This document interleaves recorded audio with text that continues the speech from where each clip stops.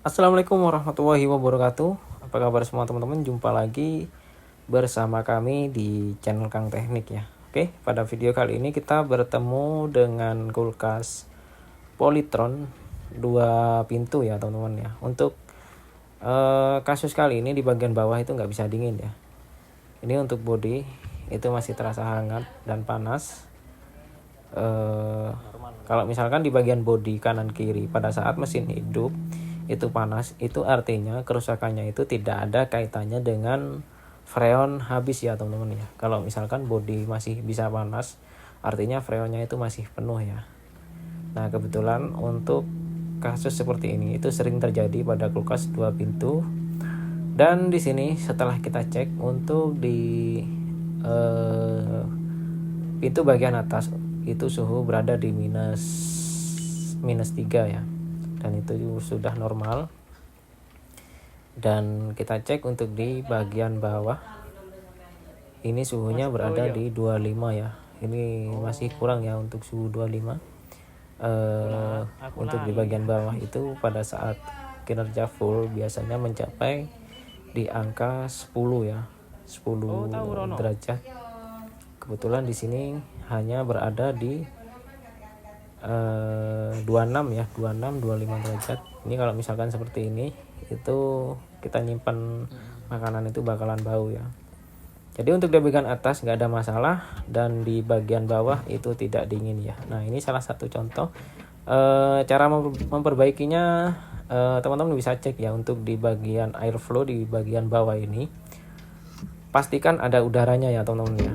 Nah ini kalau misalkan di area ini pada saat mesin hidup itu tidak ada udaranya, itu ada banyak kemungkinan bisa dari fan-nya juga bisa yang mengalami kerusakan ya.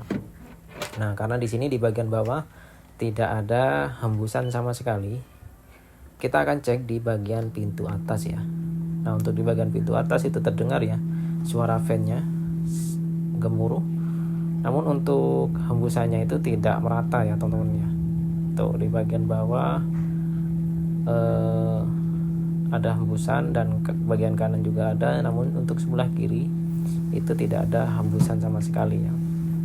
Ini udah bisa dipastikan terjadi gumpalan bunga es atau nge-freeze ya untuk di bagian evaporatornya.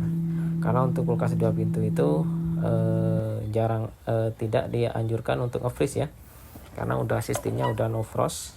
Dan di sini setelah kita cek untuk pembuangan airnya benar ya, untuk di area pembuangan air itu tidak keluar air ya. Nah ada kemungkinan juga kenapa yang bawah itu nggak dingin, ada kemungkinan juga untuk pembuangan airnya itu mengalami buntu ya teman-teman ya.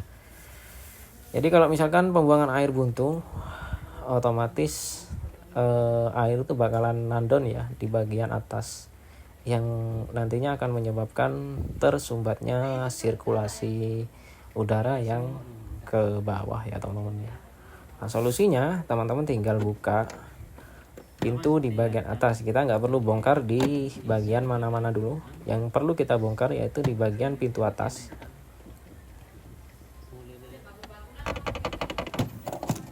Oke, pintu atas sudah terbuka. Nah seperti ini ya. Nah seperti yang teman-teman lihat ya, seharusnya untuk kulkas 2 pintu itu tidak sampai nge-frost seperti ini ya. Nah ini sampai keluar, otomatis di bagian bawah itu bakalan tertutup ya teman-teman ya, kalau udah sampai nge-freeze seperti ini.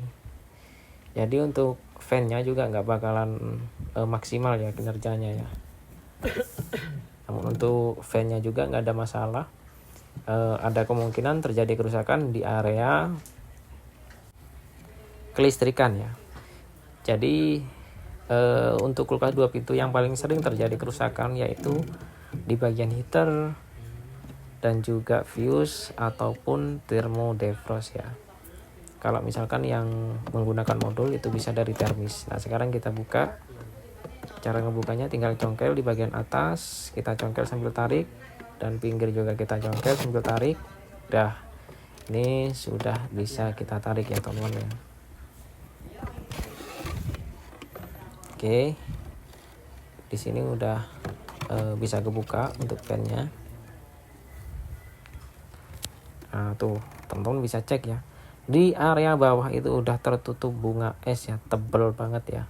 Ini yang mana kalau seperti ini itu yang jalur ke bawah itu bakalan buntu ya teman-teman ya, tertutup bunga es. Sekarang kita lepas semua soket-soketnya, kita lepas.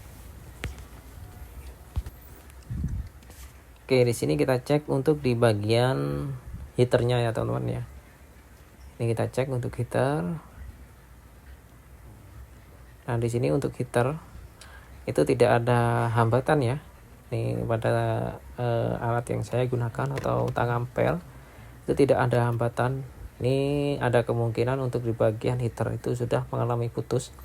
Selanjutnya kita cek untuk di bagian defrost dan juga fuse. Nah ini kita cek jalur defrostnya. Untuk jalur defrostnya itu terhubung ya teman-teman ya. Tuh, ini terhubung, jadi nggak ada masalah. Untuk fuse juga terhubung. Bisa dipastikan di sini untuk kerusakannya itu di bagian heater ya. Namun lebih tepatnya kita cek fisiknya dulu seperti apa kerusakannya. Oke, di sini supaya lebih cepat esnya itu meleleh ya. Di sini saya siram menggunakan air panas. Penggunaan air panas ini kemarin ada yang bertanya juga, kalau disiram pakai air panas itu bikin rusak atau enggak. Nah jawabannya itu penggunaan air panas ini tidak bikin rusak ya, tidak ada masalah. Jadi kalau teman-teman pengen cepat bisa gunakan air panas seperti ini supaya lebih cepat cair esnya dan cepat kita bisa mengecek untuk di bagian heaternya ya teman-teman ya. Oke, selanjutnya untuk di bagian pembuangan air. Ini tadi disiram masih belum keluar ya untuk airnya. Jadi kita coba menggunakan kawat. Jadi kita bersihkan menggunakan kawat. Pastikan pembuangannya ini lancar, karena kalau misalkan pembuangan ini gak lancar, meskipun kita ganti defrost, ganti heater ataupun ganti timer, nanti yang bakalan terjadi itu hasilnya nol ya. Hasilnya itu sama saja, nanti selang beberapa hari itu bakalan ngeblok bunga es seperti itu lagi ya. Jadi dipastikan pembuangan airnya keluar seperti ini ya teman-teman ya. Tuh di sini udah lancar untuk pembuangan airnya ya. Nah kalau sudah lancar seperti ini, baru teman-teman ganti untuk di bagian heaternya. Nah setelah kita lepas ya untuk di bagian heaternya, ternyata sudah benar ya. Untuk heaternya sendiri itu sudah pecah ya. Nih teman-teman bisa lihat heaternya udah pecah.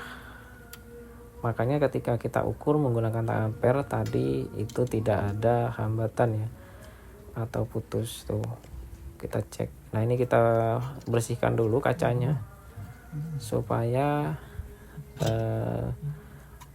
tidak bikin buntu untuk pembuangan ya. Ini kaca-kaca kita bersihkan semua. Nah selanjutnya ini adalah heaternya, heater kulkas Polytron ya teman-teman ya.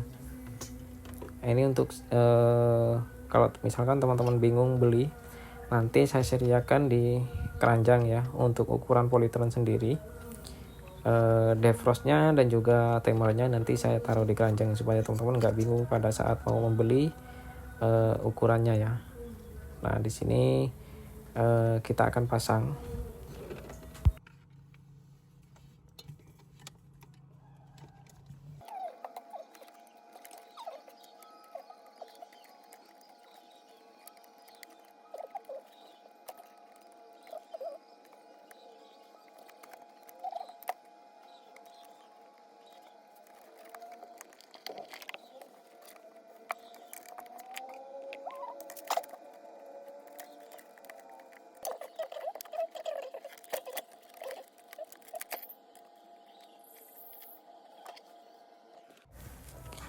Oke, jadi untuk pemasangannya kurang lebihnya seperti ini. Jadi untuk penguncinya itu kita pasang semua ya. Ini kita pasang semua pengunci di kiri dan juga kanan kita pasang semua. Supaya apa? Supaya air tetesan dari evap itu tidak langsung kena ke bagian heaternya ya. Jadi kalau misalkan tetesan air itu langsung mengenai heaternya, biasanya yang terjadi bisa bikin pecah ya teman-teman ya. Oke, dan untuk selanjutnya kita pasang kembali untuk evaporatornya ya. Kita paskan ke semula. Ini untuk heater baru, soketnya kita pasang. Nah, kita pasang, kita paskan ya. Nah, tinggal sisa satu untuk soket heater, kita pasang juga. Oke, sudah selesai. Selanjutnya kita langsung hidupkan ya. Pastikan untuk fan-nya itu hidup. Nah, di sini untuk settingan airflow-nya, di sini ukurannya itu 1 sampai 5 ya teman-teman. Jadi kalau misalkan teman-teman setting di angka 5, otomatis untuk di bagian bawah itu lebih sedikit dinginnya ya.